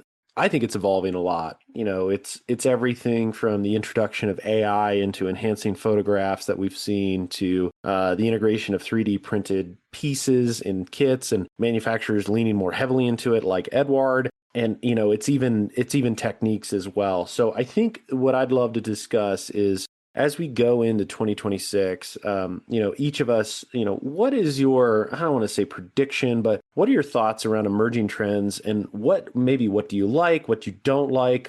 Feel free to pick one and go after it. Maybe I'll already predict, maybe TJ's going to pick AI and how it's super. With that, I'll pause there. I'm not going to go first. I'm going to put Scott on the hot seat to start for once, because I feel like he always puts TJ and I in that seat, and I'm returning the favor. And I'm talking a little bit more to give him a little bit time to think about what he's going to say. But Scott, talk about what emerging trend that you either like, hate, or just maybe predict in 2026 that we'll see in the modeling community or market become more prevalent. Yeah, I really think that companies like Edward and Qatari and several of the aircraft companies, as well as the armor companies, are doing that I really like, is incorporating more of the 3D printed parts, and also even in some cases making STL files available to the modeler. So many modelers have 3D printers on their benches. I think this is a really good way to go. I kind of like the STL file almost more than just opening the box and finding a part in there, because sometimes you got to do a little bit of upscaling or downscaling of the part to make it fit really, really well. But I really think that's a positive trend. And the other thing is just the inclusion in model kits like Tamiya on their Leopard. They give you masks for the periscopes. A lot of metal barrels are pretty much kind of standard, and in aircraft you're getting canopy masks. So I really like the fact that you're getting kind of more of an overall experience. And in some cases, like with Tamiya kits, it doesn't really come at a maybe the kind of premium price you would expect. They're very affordable in terms of you can get a nice Tamiya brand new armor kit for between $35 and $70 depending on the subject. And so I think that's pretty reasonable there. So yeah, I expect that to see that continue. But I could definitely be wrong. I've also expected my 16th scale Hetzer, which I still don't have, and I'm not bitter about it at all. But anyway, that's what I think, John. Is I think we're going to continue to see more inclusion of 3D printing and other technology to help the modeler get a nicer product right out of the box. Yeah, for sure. I mean, like you talked about, there's companies leading into it, and Edward's certainly one of them. And and it's kind of crazy how much Faustus has. I mean, I feel like his releases for 3D parts has just grown exponentially over the last, 12 months. And I think it's only going to get crazier in terms of, what else is coming out and how it helps the modeler. So I'm definitely on that train there. So I think that's a cherry picked easy one, but yeah, I certainly agree. Grant, I saw you go on mute. I'm going to go to you next. Sorry. I just wanted to say something about what you guys were saying. Something I would like to see with the 3D stuff is maybe a subscription format for like a monthly subscription with like people from like companies like Edward, where you can actually buy a subscription, download some of the stuff that you want from their category. If you don't buy the kit and maybe you have an older kit, you want to update it, or you want to do some kind of version, that would be, I think, is an area where I think a company like Edward or some of these other companies that are doing 3D parts for their vehicles could make a little bit more leeway into in 2026. I mean, we're seeing it with the Colts. You're seeing it in many My Mini Factory. There you go. Sorry. Yeah. Totally. Yeah. I mean, where you could subscribe to a certain producer and you get updates on their stuff and you can download their stuff. Now it's only one or two usually downloads, and I don't know how they control that or whatever, but maybe a subscription process where a company like Edward or Royal Models is another company that's leaning really heavy into 3D printing right now. Is another company where you can, hey, I can just download the STLs, pay a certain amount for the month and you get access to a certain amount of STLs. So I think for 3D modeling, that would be, in the hobby, would be a good step for 2026 or 2027 down the road. I mean, something like that. For me, for 2026, I like what AK is doing with their vehicles. I like they're bringing in vehicles that are not been seen before. Weird soft skin stuff. Exactly. The van, the police car, the little Russian police car, stuff like that. The Land Rover series they've done. I would like to see that, and I think that's a great I'm not calling AK a smaller company, but compared to Tamiya and some of these bigger ones, they're a little bit smaller. But for the company like that, that's a great way for them to go to find that niche market like that and just move into it. There's so many soft skin vehicles that you could do, not World War II, but I'd love to see one of those command cars that like they drove around in a World War II in the Stewart or whatever, the Studebakers or whatever they were. That would be cool. Stuff like that I think is something that we're going to start to see some more of, because I think of the how AK has done with those models. They've done a really good job with them, and they've sold, I guess, well. I mean, you don't see them very much they're usually always out. So, I mean, 2026 might be a year where, a smaller niche company like that can produce something like and have a great year with products like that. Yeah, I think that's a good point. Also want to go back while you're talking earlier about 3D printing and shout out Faustus. Did you guys see the free snowman file that he's uploaded for anybody to download? And he's a great content provider. Like John was saying earlier, he's basically, if you need anything on a Panther family vehicle, even very, very niche products from, individual variants, he's really, really done a great job in saying, I'm going to make all those available for you. But then that snowman is really cool. So yeah, listeners, if you want an STL file of a really cool snowman, go to Faustus's site on Colts and you can download that snowman for free. What was the airplane company that was at SMC that did the 3D printed 1/32nd scale aircraft? Was it Gotha Force? It might have been. Those were I think they did the Duck or something like that. The water aircraft, but it's just beautiful work too. That's another. I think we're going to see aircraft like that in 1/32nd scale start to get more printed and stuff like that also this year. Just the new Typhoon. Yeah, the 32nd scale that's kind of a hybrid between an injection molded kit where the main pieces are injection molded, but a lot of the model, about half of it, is actually 3D printed. That's a great point, Grant. Yeah. I'm going to go with the easiest one, the most obvious one, the one JB already mentioned. It's people using AI. I have a number of issues with it.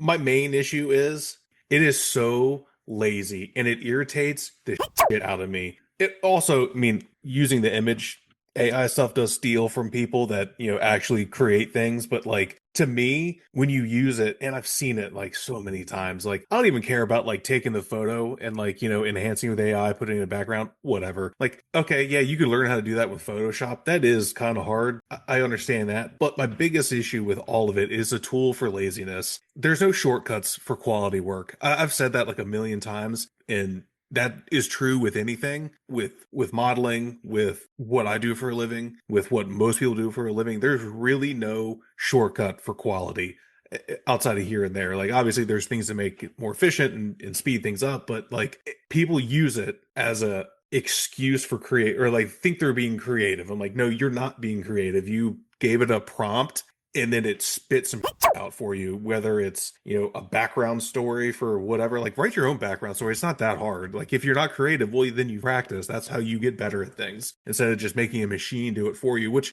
guess what? Everyone can tell. It's not a secret, and everyone knows. Like, I'm sure there are obviously are dumb people out there. I see it on Facebook all the time that are fooled by AI images. But if you know what you're looking for, you can tell that it's fake, not real, not made by a person. But yeah, it's only gotten worse. It was really bad there for a while. I feel like it's kind of like leveled off a little bit, but now I feel like there's maybe a little bit more of a spike on it. But like, dude, we're in a creative hobby. Like, be creative on your own. Making a machine spit something out for you, that's not creative. It's lazy. And when I don't know. That's my rant. Whatever. I'm probably gonna lose that battle. Like, I know that. Like, the machines will win. I've seen Terminator, so I know, like, that's what's gonna happen. And, sidebar, like, also quit kicking those damn robots down. Like, they don't forget. They're not gonna forget when they have those little walk robots and people make videos and then kicking them and pushing them, they fall over. Oh, the machines will remember that. And I used to joke about that, but now I'm like a little bit serious. Like, they will remember that. Of course, I'm probably on the list too. I'm like, when Skynet takes over, like, my house is getting nuked first. So I get that. I think, TJ, you hit on the word there, creativity. I mean, I use AI every day in my job as a tool, right? Because it can do things faster than I can do, more efficiently, but I'm not being creative. I'm going through, the mechanics of doing my job. And Stephan, I'm curious to see, as a photographer, kind of what you think about this as well, because I think in the vein of creativity and on the Posse page and everything, I think it is important to keep some fences up and some gates up and say, guys, this page is for being creative as humans. But Stephan, what do you think about AI and how it sort of relates to maybe not just modeling, but also your photography? Yeah, AI is the big topic in photography at the moment. And as TJ said, it's a battle we're probably gonna lose in the creative industry. That's the way I feel. It's a really cool tool to have in Photoshop, where you can really swiftly edit tricky stuff in an image you already have. But the moment it comes to image prompting and you just half-assly type a prompt and all of a sudden you get a perfect fashion picture or perfect portrait out of it, it's weird.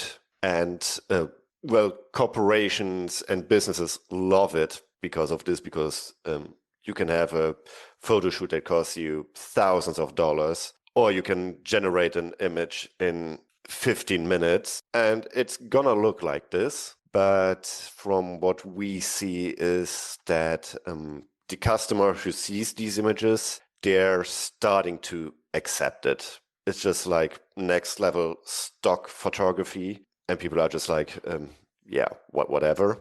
There are sometimes when AI videos or photos are made really bad and you can clearly see it, then people get pissed. And then you get the storms on Instagram and it's like, this is stupid. Please get a real artist to do this. Please get someone who can actually draw and or take a picture and do this proper. But the way I see it, I've seen AI campaigns where you really couldn't tell it was AI, and then no one bothers because they don't even know it's fake, so to say. We have, at least in Europe, a law coming up in 2026 that says we have to mark AI-generated content. I'm curious how this is going to work because it's just an EU law. So American companies posting on apps like Instagram, Facebook, TikTok on non-European servers, I doubt they will be bothered much with that. So let's see. The future is let's call it exciting. I think it's interesting, and I echo what everyone has said, especially Scott and TJ. I use AI in every day. I love Grok. My company pays for me to have a premium subscription, and it really helps me be efficient. What I will say though is it is very easy to pick out, and actually I had a discussion with my CEO right before break around the use of AI. And at first, when AI, when we used ChatGPT and all that good stuff, 6 to 12 months ago, it was this new thing where we couldn't really tell. And I feel like what's interesting, and Lord have mercy, it gives me hope for the human race. I think we've adapted to understand, at least, TJ, not the is on social media, but of course, if you can critically think, you can quickly see when AI is doing AI things. And like TJ said, it can't replace creativity. It certainly can make cool things, but especially in storytelling, when you read AI, when you read content, you can immediately tell, at least me, it's generated by AI, whether it's talking about hobby related stories or alternate history things. Like, it is very clear AI wrote this, and it's almost like technically too good. It doesn't have the human errors or human voice to it. And I think you see that in scale modeling posts as well. Don't get me wrong, I think it's really cool if you take your subject, like a derelict vehicle, and you ask AI to put it in a setting. I think that's kind of cool. But like, it's clearly, obviously, an AI setting. But when you try to, when you try to pass off the story of something, you can really tell that you gave AI a prompt and it punched out a story. And that's where I think we as a community can easily see that. And it's, I don't know. I see AI's benefits, but also I see where AI is being leveraged to just create something that's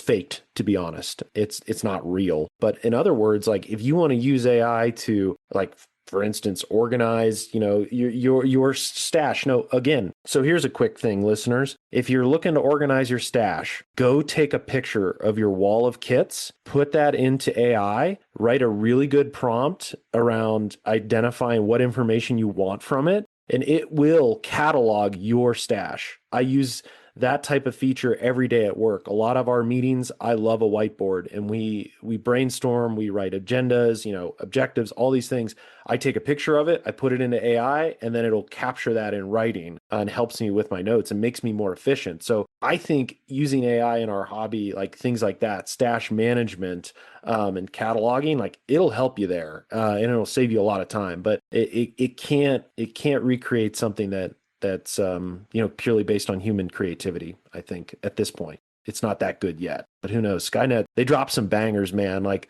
I shared in the group, and I know it's very controversial, but like 50 Cent or Eminem in a 1950s soul type of music, like, goddamn, it is a good hit, and that's all Skynet. So anyway, I've drone on long enough. I'm going to go on to my topic, and then I'll kick it over to Stephan to round us out, if he has anything to add. One of the things I think I want to see the trend continue to grow is the show outside of the show. So I'm taking a little bit different approach. I'm not going to talk about modeling techniques or the market, but like the community aspect of scale modeling. I think it's been growing. I want it to grow more. I love it. And I think we're going to see more of it, where people are getting together a day or two before the show. They're making a trip out of the show. Like, those things are super inspiring and super healthy for our hobby. And I just want to see more of it. And it's I think we will see more of it. And what I hope is that those individuals that do those types of things, feel free to share those experiences. Steve Baker's down at Model Fiesta now, drove down early with his family, spent time with Justin Lentz. They went over to the model box, and all those cool things that accompany just the 4 or 5 hours at a show, if you're lucky, unless you go to a show out in Colorado and you're stuck in the room until 8 o'clock at night for an award ceremony. But what I want to say is the show before and after the show, I want to see that continue. I want to see it grow, and I think we will see that, because a lot of people are catching on, and a lot of people are realizing that it's not a heavy burden if you can get the time off work. It's not a huge financial commitment, especially if you have friends in the area and you can crash at their pad. So that's what I would love to see grow. And yeah. Here. So to round out this topic, Stephan, outside of, AI and photography, anything that you want to add to a trend in scale modeling for 26 that you predict, like, hate, love? Yeah, there is one thing which I hope will gain more traction, and it's actually what RT Diorama did with Night Shift and the Facade. which I got mine for Christmas. And I think it's super exciting to have a kit and have the online tutorial, the YouTube video right there. And I'm all set to learn a new skill and learn how to get into diorama and base building. And I hope we get to see more of these kits where you can find easier into our hobby and get and learn new techniques, new styles. That's super cool. Yeah, I agree. I think that's a really good point actually, and that hits on I have the night shift facade as well sitting up behind me. So outside of our Yacht Panther group build, we can do that, and we'll rope in Scott because he's got one too. I do love the idea of engaging, I'll say influencers or people in the hobby to truly do a bang up job promoting a product, not just like the simple, one picture thing, but I think of Calvin Tan's step-by-step booklet and then accompanying YouTube video is very akin to what you talked about with the facade, where you have somebody using the exact product, whether it's a technique or model kit, showing you how to do it explicitly. I think that's really cool, and I would love to see that trend grow as well. I think RT set the gold standard on that with Night Shift, and AK has picked it up a lot with Rick and Calvin, and I think that is a trend that would be sweet to continue. So companies, if you're listening, there's 5 hosts right here that would love to contribute to that trend. Yes. Wink, wink, hint, hint. Don't bother with Jensen. We've replaced him already. So, okay. Well, listeners, feel free to chime in. I think some of us have seen some commentary online already about the trends for 26, but feel free to jump on the Facebook page, drop your thoughts around what 2026 looks like from a trend perspective. Love it, like, love, or hate them. What do you think that's coming this year that we can expect to see? All right. We've been recording for a little bit of time, but I do want to hit on, we always talk around New Year's resolutions. And the last question I'm going to have to our co-hosts here is not a general question around 2026 goals and ambitions. We've seen a lot of great posts online and a lot of great community engagement around that. Zach Pease instigated that in the Plastic Posse Facebook group build, which has influenced me to have this question to my peers here. And it's not around the general, broad ambitions of the year, but like, what is that one thing you want to learn and nail in 2026? What is it, like, that exact thing? And maybe I'll start just to kind of set the stage on what I'm hoping to get out of this session is, for me, I really want to learn how to do blending with acrylics, organic blending, I guess you could say, for organic objects, whether that's folds on a uniform, tarp painting, face blending, with those new quick gen paints. Like, that's something that I really need to just focus on. I've had plenty of steel and wood and metal to paint and weather and patina. But where I think I can really improve and what I want to do is really learn blending, learn the technique, learn the materials used, which I think I have at my desk. I just got to, sit down and focus on it. But that is one thing I hope to nail, is to go from a very rudimentary, basic painter in terms of fabric and materials and flesh tones, those organic things, to, dare I say, get more than just a bronze at SMC standard painting for figures. So that's what I'm looking forward to. That's what I really want to focus on. And I have some things set up to help me practice that. But, with that, I'll kick it over to you, TJ. I see you doing your best Ernst Blofeld impression with your cat on your lap. What's that one thing that you look forward to in the year to friggin' nail? It's a good reference. Yeah, this is Milo. Some of you guys have met Milo. He normally doesn't come around when we're recording. Normally, that's my cat Kylo, which is my cat. This is our baby, who is not a baby. He's huge, but he's our youngest one. I would like to point out he's not actually in my lap. I am holding him because it's the only way he will stay. He will not sit in my lap, which is funny. So yeah, he's chilling. Oh man, the one thing I want to nail. I don't know. Like, I feel like my biggest weakness in finishing is dust. I know I've mentioned it before. Like, I have always struggled with it. I've never done a dusty finish that I've ever really, really been happy with. And man, I try so damn hard. And but I do not feel like I have nailed that yet. So I would like to. Hi, it's like looking up at me. I would like to nail that. Don't bite that. He's biting my cord. Stop it. Um, yeah, dusty finishes. I really, really want to get good at that. That's one thing. That's the one thing I feel like I'm not the best at. That, or maybe I'm not that good at like. At least I don't think I am at complex camo schemes. Someone may disagree. I don't know. I feel like I don't execute them as well as I would like a lot of times. I've done okay, like simple, like two tones, but once I get past that, I have a hard time doing that. So I've got a few projects that I'm going to explore that a little bit more in, but the Sphinx being one of them.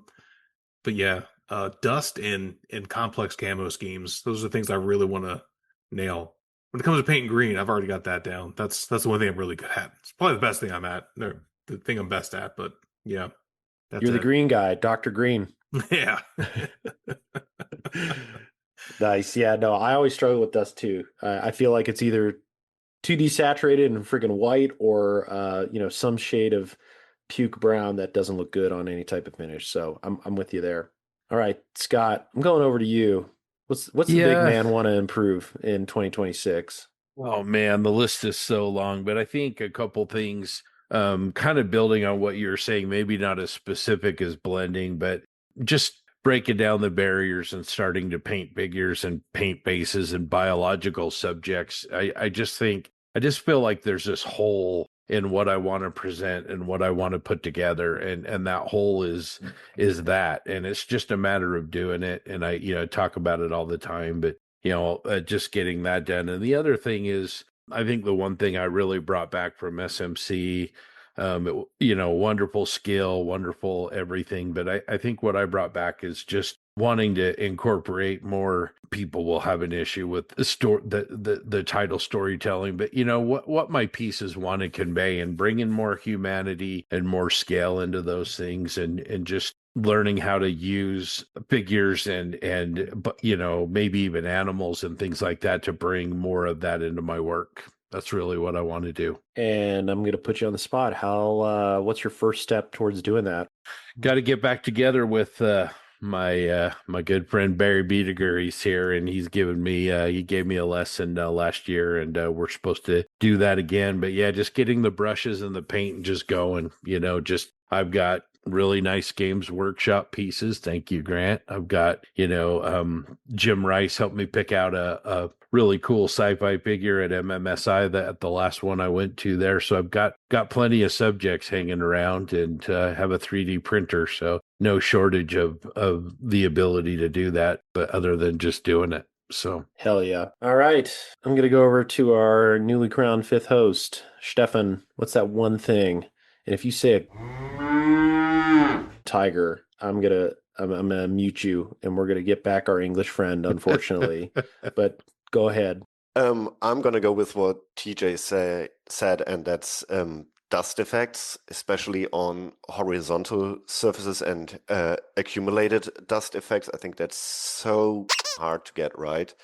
I mean, I've been watching all these night shift videos for years. I bought the same paints, I bought the same brushes, but I didn't get to buy the skills online. So yeah, really getting dust right, that's the big ambition, and that's the goal for 2026. Hell yeah. So same question to you. When you look at how you're going to take this, the steps into accomplishing that goal, like you have the product, you have the brushes, the paint, the technique on the screen. Like, what's that first subject that you're going to use to really bolster this skill? Yeah, I want to do it on this tiger I have in the works now. I'm already trying to wrap my head around what have I been doing wrong so far? How can I not do it the way I've been doing it?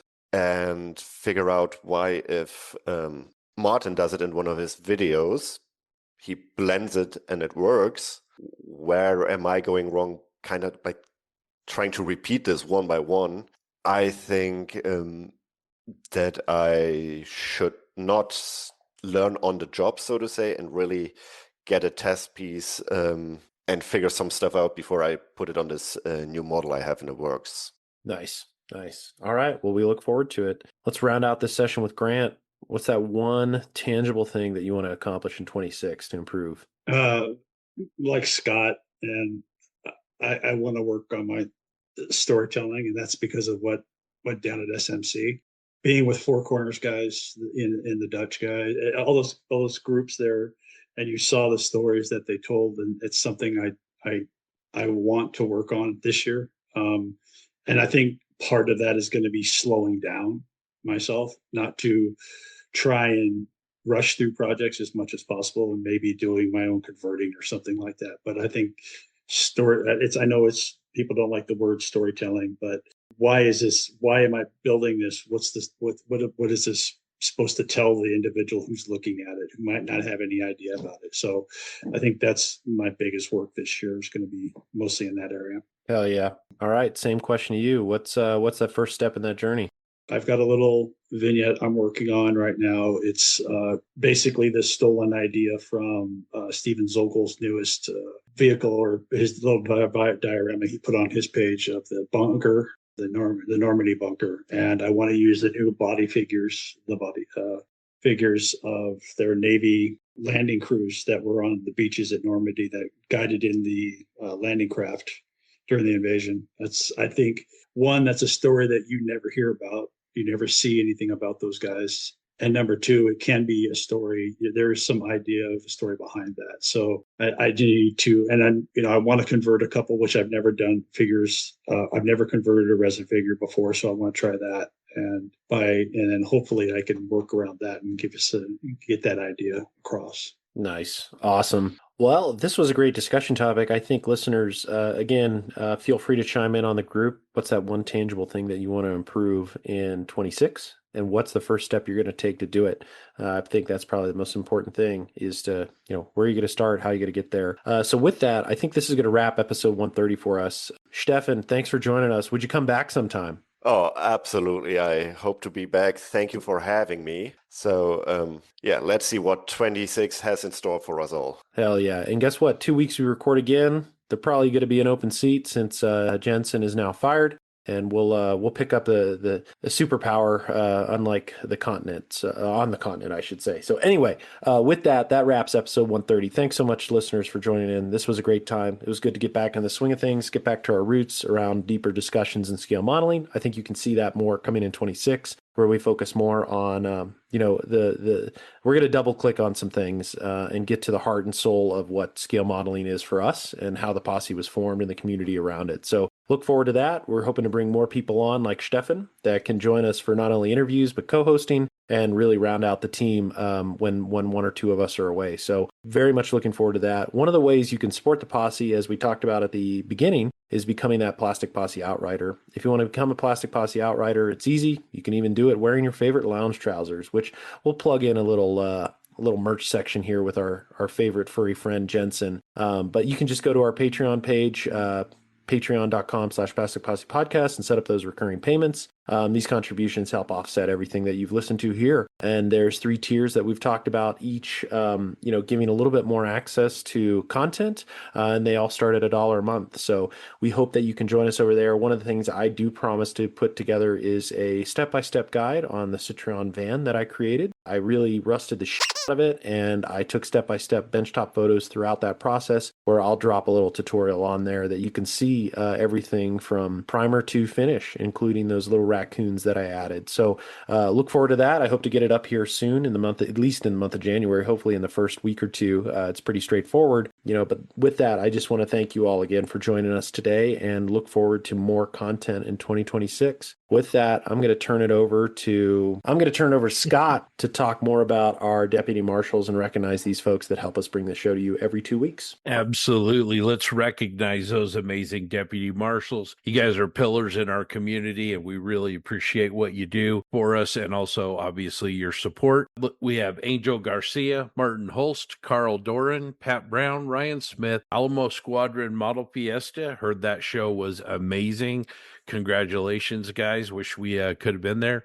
Curtis Towers, Winston Gould, the Quiet Corner modeler, Daryl Miller, Rob Booth, David Clark, Richard Lane, Robbie Knopfs, Wesley Becker, Eric DeGleesh, David Wassel, Matt Tupman, Zach Pease, Brett Marquant, Greg Williams, Nick Wolf, Brian Clark, Sean Earl. Congratulations on the retirement, my friend. Black Hat Scale Models, Craig Jarbo, Red Beach One Studios, James Mirando, Mike Norris, Stephen Rodwell, Rick Cooper, Eric Kervina, John Hell, Eric Kane, Logan Hansen, Tim Gidcombe, Dan Newman, Robert Blocker, Tyler Moore, Derek Post, Craig Flynn, Ken Childress, Drew Gardner, Scott Hall, Frank Perrone, Jeremy Diamond, Terry Wilkinson, Chris Lovewell, Andrew Callis, Ethan Eidenmill, Steve Baker, Patrick Brown, Jay Kidd, Brandon Gentry, Lee Bogle, Robert Klein, Mark Ewing, Toadman, Model Doc, Greg James, Les Workala, John Everett, Uncle Buck, Mark Bradley, Eric Brubaker, Jeremy Moore, DB Scale Model Studios, Jeremy Elliott, Mike Talley, Previous Seat, Mediocre Middle-Aged Modeler, Dan Knopfel, and of course, the one and only J.C. Osborne.